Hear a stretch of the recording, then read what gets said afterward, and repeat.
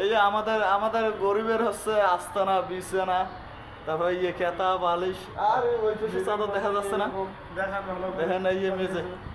এই যে আমরা এখানে ভাই হচ্ছে প্রবাস জীবন আমাদের, আমরা হচ্ছে এখানে প্রবাসে আসছি। বলেন কোথায় আসছি?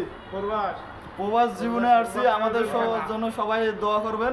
হ্যাঁ, এই যে দেখেন আমাদের এই যে কষ্টের জীবন, দেখেন কোথায় বালিশ, কোথায় আছি, মাটিতে শুয়ে আছি।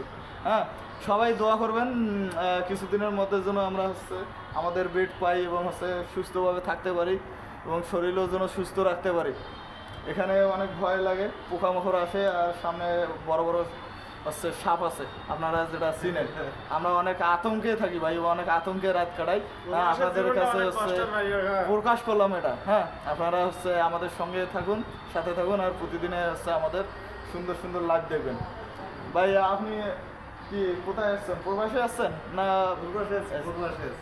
জোরে বলেন? হ্যাঁ, আর আজ পূর্বাসে আছি আমরা এখন। হ্যাঁ।